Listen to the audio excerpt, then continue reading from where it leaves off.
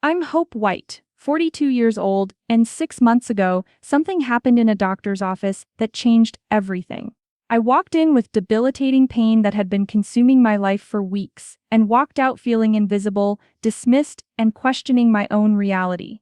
But what that medical system did next was even worse. If you've ever experienced racism in healthcare, medical settings, or had your pain dismissed because of your race, please let me know where you're watching from and subscribe to join others who understand this struggle.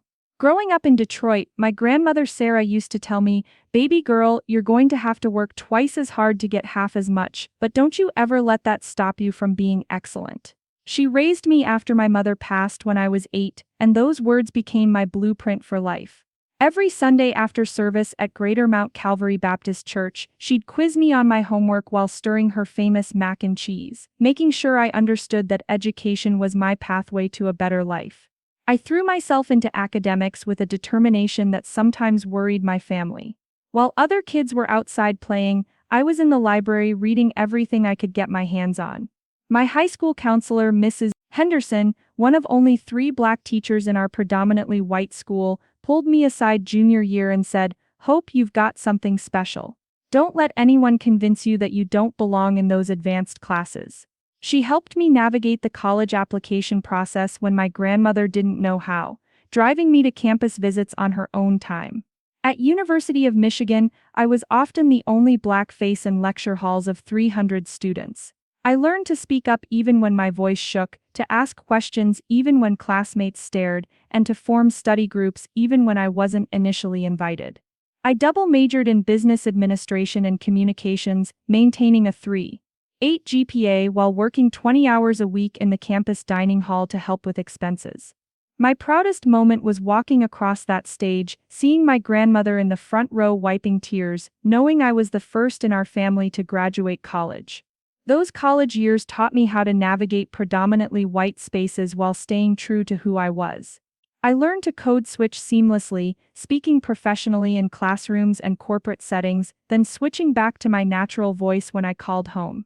I joined the Black Student Union, where I found my community and learned that excellence and authenticity could coexist. We had monthly dinners where we'd cook soul food in the dormitory kitchen and talk about our dreams, our struggles, and how we'd change the world. After graduation, I landed a position at a mid-sized marketing firm in downtown Detroit. Starting as a junior account coordinator, I was determined to prove myself. My supervisor, Janet Williams, a black woman who had broken through the glass ceiling 15 years earlier, became my mentor. "Don't just be good," she told me. During our first one-on-one meeting, "Be undeniably excellent. Make them unable to ignore your contributions." I took that advice to heart. I arrived early, stayed late, and volunteered for projects others avoided. When the company landed a major automotive client, I spent weekends researching their target demographics, preparing presentations that impressed the C-suite. Within 18 months, I was promoted to account manager. Within 3 years, I was running campaigns for Fortune 500 companies and managing a team of 6. My breakthrough moment came during a pitch to a major retail chain. The client had been working with our competitor for 5 years, but their sales were declining. I spent weeks analyzing their customer data, identifying gaps in their marketing strategy, and developing a comprehensive campaign that spoke directly to their core demographic, working mothers of color. When I presented my strategy, using cultural insights that our competitors had missed entirely, the room went silent. Then the client CEO said, "This is exactly what we've been missing. When can we start?" That campaign increased their sales by 40% in the first quarter. I was promoted to senior account director and given a team of 12.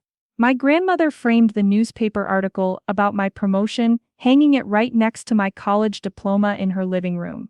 "Look at my baby," she'd tell anyone who visited. "Told you she was going to be somebody special."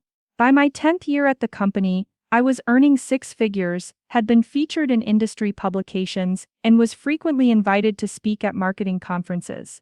I bought my grandmother a house in a safer neighborhood and started a scholarship fund for Black students at my alma mater. Life felt stable, successful, and full of possibility. At 41, I felt like I was hitting my stride both professionally and personally. I had just been promoted to Vice President of Strategic Accounts, making me one of only 2 Black VPs in the company's 50-year history. My relationship with my partner Leon was solid. We'd been together for 3 years and were talking about marriage. I was actively mentoring young professionals of color, serving on the board of directors for the Detroit Urban League, and had recently been asked to join the mayor's Economic Development Task Force. My health had always been good. I exercised regularly, ate well, and had annual checkups that always came back normal. I prided myself on taking care of my body the same way I took care of my career, with discipline and attention to detail. When I started experiencing pelvic pain in early March, I initially attributed it to stress from a major product launch we were managing. But the pain didn't go away. It got worse. Sharp, stabbing sensations that would take my breath away during meetings. Cramping so severe I'd have to excuse myself to the bathroom, gripping the sink until it passed. Heavy bleeding that left me exhausted and anxious. After 3 weeks of this, I knew something was seriously wrong. The first red flag should have been the receptionist at Dr. Miller's office. When I called to schedule an urgent appointment explaining my symptoms, she said, "The doctor can see you next month. In the meantime, you might want to try taking some ibuprofen and reducing stress." When I pressed that this felt urgent, she sighed audibly and said, "Ma'am, many women experience discomfort. The doctor's schedule is very full with actual emergencies." I should have hung up and called somewhere else. Instead, I accepted the appointment 3 weeks out, telling myself I was being dramatic. That's what racism does. It makes you question your own reality, your own pain, your own worth. The morning of my appointment, I could barely stand up straight. The pain was radiating down my legs, and I'd been up most of the night with cramping. Leon offered to drive me, but I insisted I could handle it myself. "It's probably just fibroids," I told him, repeating what I'd read online. "Black women get them all the time." Dr. Miller's office was in one of those medical buildings that screamed expensive, marble floors, artwork that cost more than most people's cars, a waiting room full of well-dressed white women flipping through magazines. I checked in and took a seat, trying to breathe through another wave of pain. When they finally called my name 45 minutes past my appointment time, I followed the nurse down a long hallway lined with diplomas and awards. Dr. Miller's office was impressive. Floor-to-ceiling bookshelves, mahogany desk, family photos showing him skiing in Aspen and sailing in the Caribbean. Dr. Miller himself looked like central casting's idea of a distinguished physician: silver hair, expensive suit, confident handshake. He barely looked up from his computer as I entered. "Miss White," he said, still typing. "I see you're here about some discomfort." Discomfort. The word hung in the air like a dismissal. I sat down and began explaining my symptoms in detail: the severity of the pain, the disruption to my sleep, the impact on my work performance.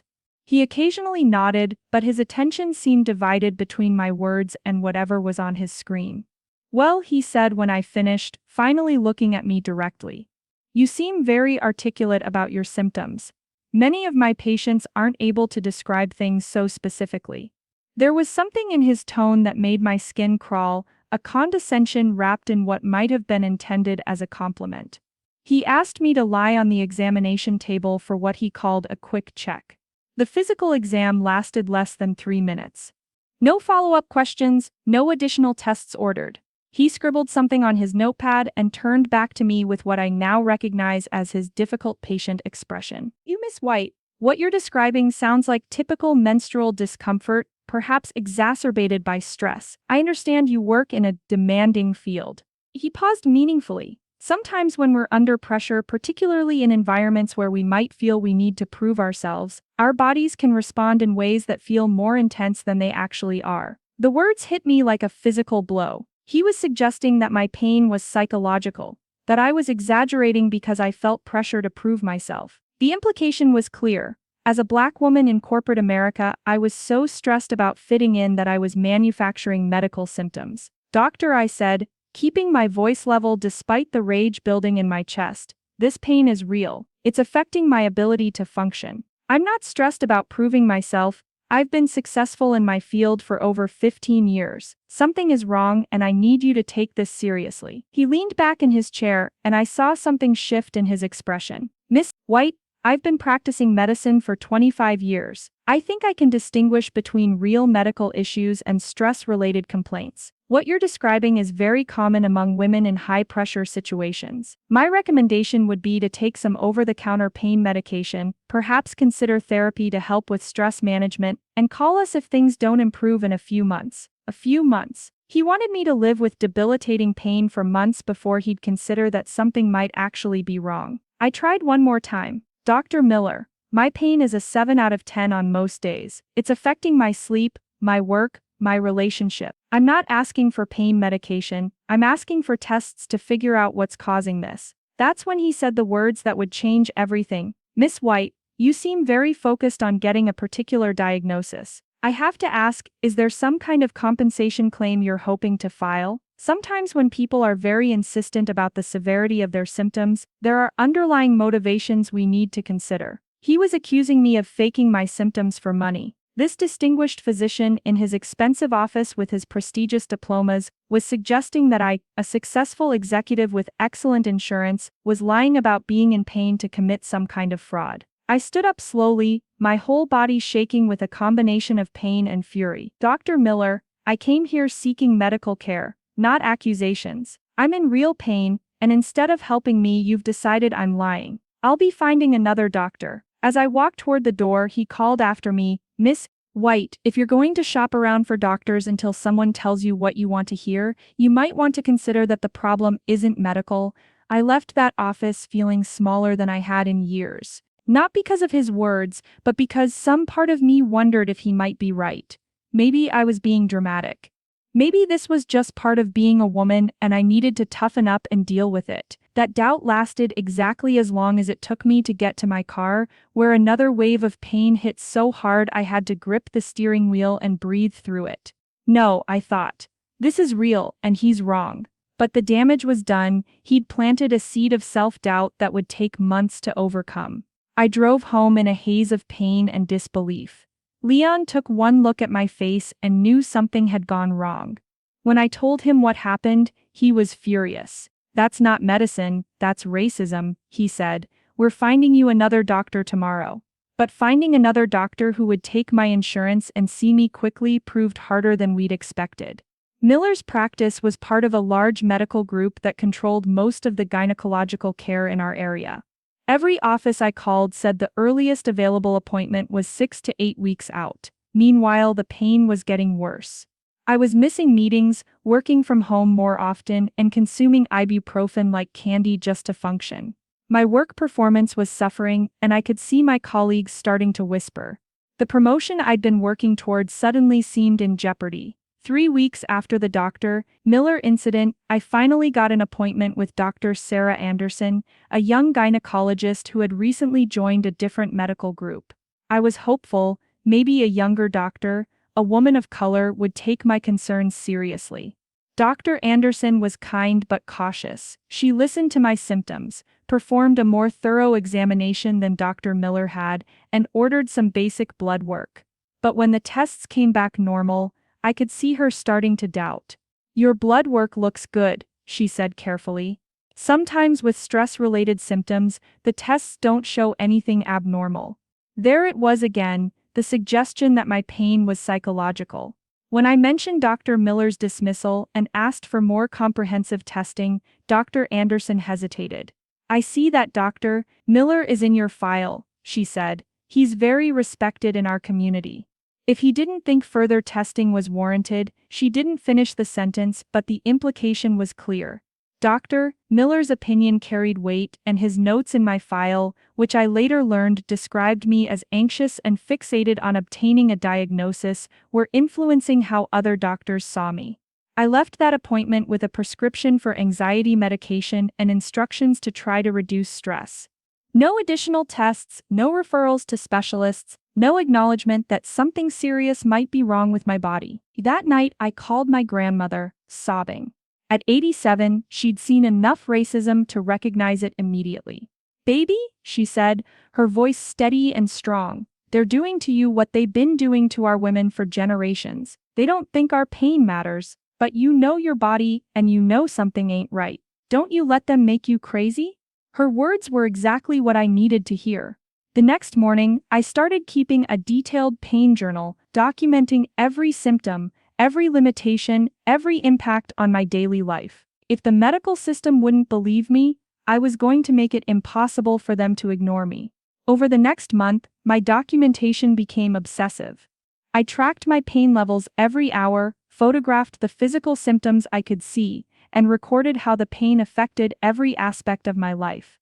I researched medical conditions that matched my symptoms and learned about the documented disparities in how Black women's pain is treated by the medical system. What I discovered was enraging and heartbreaking.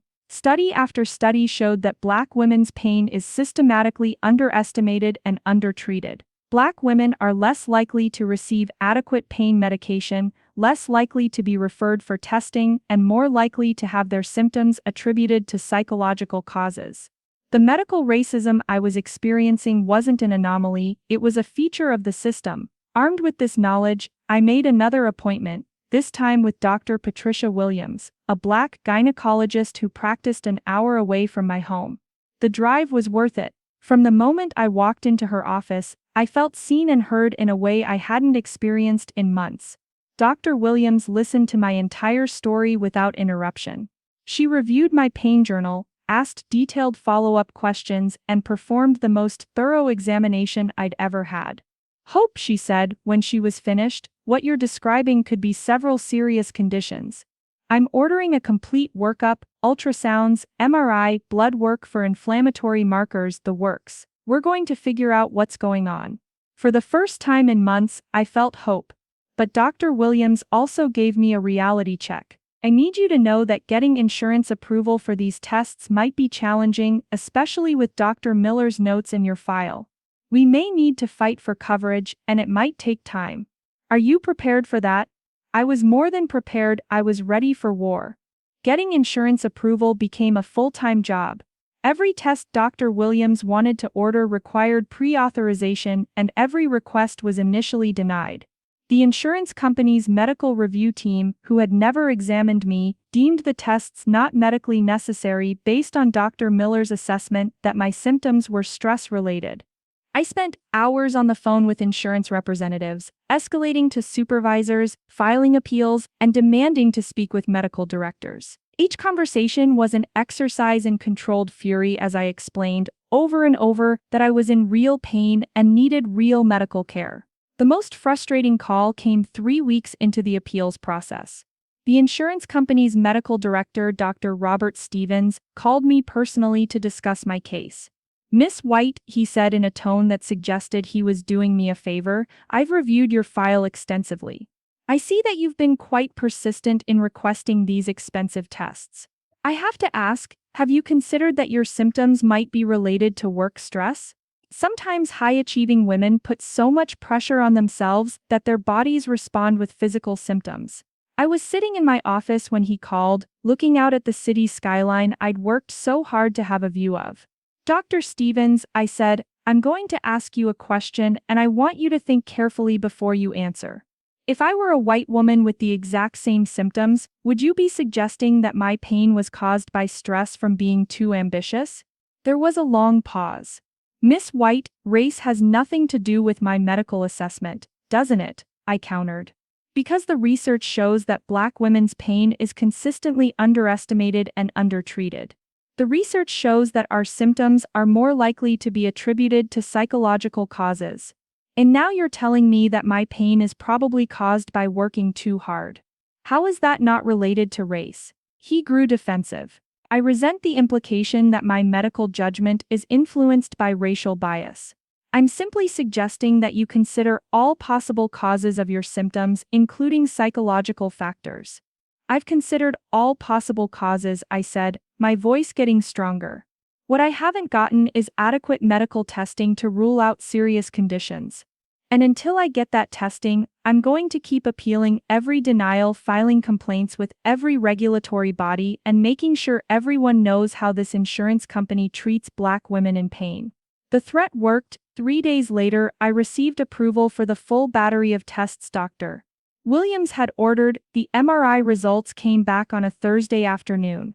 Dr. Williams called me personally, her voice tight with controlled anger. "Hope, I need you to come in immediately. We need to discuss these results in person." I left work early, my heart pounding with a mixture of vindication and fear.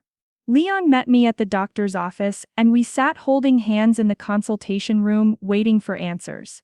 Dr. Williams didn't waste time with pleasantries. "Hope, you have multiple large fibroids, including one that's pressing on your bladder and another that's affecting your bowel. You also have signs of endometriosis. These conditions explain every symptom you've been experiencing. This isn't stress, this isn't in your head, and this definitely isn't normal menstrual discomfort." The relief was overwhelming. After months of being told I was imagining things, here was proof that my pain was real, serious, and treatable. But the relief quickly turned to rage. "Dr. Williams," I said, "these fibroids didn't grow overnight. If Dr. Miller had ordered these tests 6 months ago, would they have shown up?" She nodded grimly. "Absolutely. Based on the size and location, these have been developing for years. Earlier detection would have meant earlier treatment and significantly less pain and disruption to your life." I thought about all the nights I'd lain awake in pain, all the work meetings I'd struggled through, all the moments I'd questioned my own sanity. Dr. Miller's dismissal hadn't just been wrong, it had been medically negligent. "What's our next step?" Leon asked. Dr. Williams outlined the treatment options, which ranged from medication to surgery depending on how aggressive we wanted to be. But before we made any treatment decisions, I had another question. "Dr. Williams, I want to file a complaint against Dr. Miller. What he did to me was medical racism, and I don't want it to happen to another woman. What's the best way to do that?" She smiled for the first time since we'd walked in. "I was hoping you'd ask that question. I'll help you document everything we need to make the strongest possible case." Filing complaints against a well-established physician proved to be almost as challenging as getting the proper diagnosis. The state medical board required extensive documentation, witness statements, and evidence that Dr. Miller's treatment fell below the standard of care. Fortunately, my obsessive record-keeping was about to pay off. My pain journal became Exhibit A. Dr. Williams helped me compile medical evidence showing that my symptoms clearly indicated the need for further testing. We gathered research on racial disparities in medical care to provide context for Dr. Miller's dismissive treatment. But the most powerful evidence came from an unexpected source. 3 months into my complaint process, I received a message through LinkedIn from a woman named Keisha Williams. She had seen a post I'd made about medical racism and wanted to share her own experience with Dr. Miller. Keisha's story was eerily similar to mine. Black woman, professional job dismissed by Dr. Miller for months before finally getting proper care elsewhere. Her condition, ovarian cysts that required surgery, had also been attributed to stress despite clear symptoms that warranted investigation. We connected with 2 other women who had similar experiences. Suddenly, what I'd thought was an isolated incident of racial bias looked like a pattern of discriminatory care.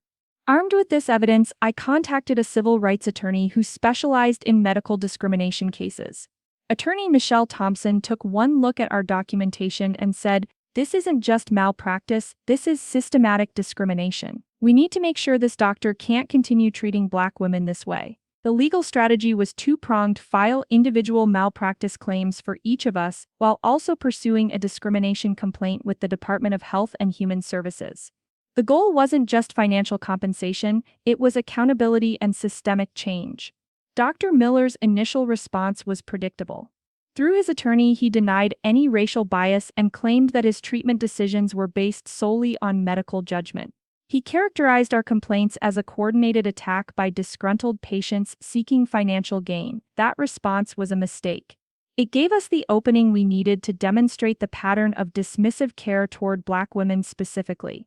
Attorney Thompson subpoenaed Dr. Miller's patient records and found exactly what we expected. Black women were significantly more likely to have their symptoms attributed to psychological causes and less likely to receive timely testing and treatment. The case gained media attention when a local investigative reporter picked up the story. Medical Racism in Detroit: How One Doctor's Bias Put Women's Lives at Risk ran as a three-part series in the Detroit Free Press. The coverage was devastating for Dr. Miller's reputation. The medical board hearing was scheduled for a Tuesday morning in downtown Detroit. I took the day off work and arrived early, accompanied by Leon, my grandmother, Attorney Thompson, and Dr. Williams. The hearing room was packed with supporters from my church, my sorority, and colleagues who had experienced similar dismissals of their health concerns. Dr. Miller arrived with his own attorney and a parade of character witnesses, other physicians, former patients, and medical colleagues who testified to his professionalism and competence. But their testimonials felt hollow against the weight of evidence we'd compiled. When it was my turn to testify, I looked directly at Dr. Miller and spoke clearly into the microphone. "Dr. Miller, you had the power to help me when I was in pain, and instead you chose to dismiss me. You made assumptions about my character, my motivations, and my ability to understand my own body. Those assumptions were based on racial bias, and they caused me months of unnecessary suffering. I presented my pain journal, my research on medical racism, and my documentation of the insurance battles his dismissal had caused. The most powerful moment came when I read from his own notes in my medical file: patient appears anxious and fixated on obtaining diagnosis. Recommend stress management and possible psychological evaluation." Those notes, I continued, don't describe a medical assessment. They describe a Black woman who dared to advocate for herself being pathologized for not accepting dismissive care. Keisha Williams testified next, then the other women who had experienced similar treatment. By the time we were finished, the pattern was undeniable. Dr. Miller's testimony was defensive and unconvincing. He continued to insist that his treatment decisions were based purely on medical judgment, but he couldn't explain why that judgment consistently failed Black women patients. When pressed by the board about the statistical disparities in his care, he became flustered and evasive. The board deliberated for 3 hours. When they returned, the chair read their decision. "The evidence presented demonstrates a pattern of substandard care that appears to disproportionately affect patients of color. Dr. Miller's medical license will be suspended for 6 months, followed by 2 years of supervised practice. He will be required to complete training on cultural competency and unconscious bias. Additionally, his practice will be subject to regular audits to ensure equitable treatment of all patients." The courtroom erupted in applause. I hugged my grandmother, who whispered in my ear, "Your ancestors are proud, baby girl." The suspension of Dr. Miller's license sent shockwaves through the local medical community. Several other physicians quietly reached out to express support, admitting they'd witnessed similar patterns of bias but hadn't known how to address them. The medical group that employed Dr. Miller implemented new protocols for peer review and patient advocacy. More importantly, the case sparked broader conversations about medical racism in Detroit. The health system where Dr. Miller worked established a patient advocacy program specifically focused on addressing racial disparities in care. They brought in Dr. Williams to head a new committee on equitable treatment practices. My own healing was more complex. The treatment for my fibroids and endometriosis was successful, but the trauma of being dismissed and disbelieved took longer to address. I started seeing a therapist who specialized in medical trauma and slowly learned to trust my body and my instincts again. Professionally, the experience changed me. I became an outspoken advocate for healthcare equity, speaking at conferences and working with medical schools to educate future doctors about unconscious bias. I joined the board of the National Medical Association's Committee on Healthcare Equality and helped develop training programs for physicians treating patients of color. The financial settlement from the malpractice case was substantial, but the real victory was systemic change. The other women and I used a portion of our settlements to establish a fund that provides legal assistance to patients experiencing medical discrimination. We partnered with civil rights organizations to create a rapid response network for people who need advocacy in medical settings. 6 months after Dr. Miller's license was suspended, I received a message that made everything worthwhile. A young Black woman named Jasmine had seen our story in the news and used it to advocate for herself when doctors tried to dismiss her abdominal pain. She insisted on the testing they initially refused, and it revealed appendicitis that required emergency surgery. "Your story saved my life," she wrote. "Thank you for showing me that I have the right to demand proper medical care."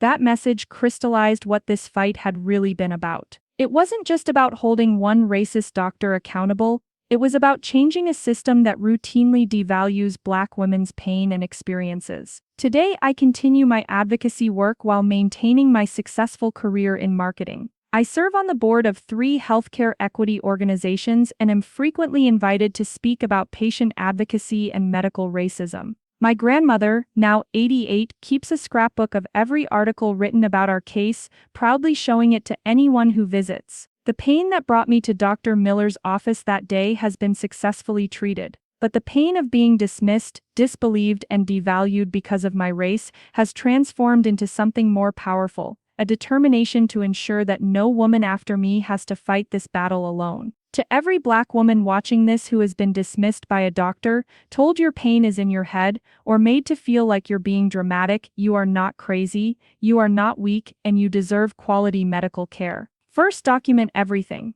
Keep detailed records of your symptoms, your interactions with medical providers, and the impact on your daily life. This documentation becomes crucial evidence if you need to advocate for yourself or file complaints. Second, know your rights as a patient. You have the right to request specific tests, to seek second opinions, and to have your concerns taken seriously. Don't let medical providers intimidate you into accepting dismissive care. Third, find allies in the medical community. There are healthcare providers who understand racial bias and will advocate for you. Dr. Williams saved my life by listening when others wouldn't. Seek out doctors who have experience treating patients who look like you. Fourth, use your voice in your community. The women who joined my case made it impossible for the medical board to dismiss our concerns as isolated incidents. There is power in collective action and shared testimony. Fifth, don't internalize their dismissal. The medical system's failure to take Black women's pain seriously is not a reflection of our worth or the validity of our experiences. It's a reflection of their bias and their shortcomings. I'm sharing this story not for sympathy, but for change.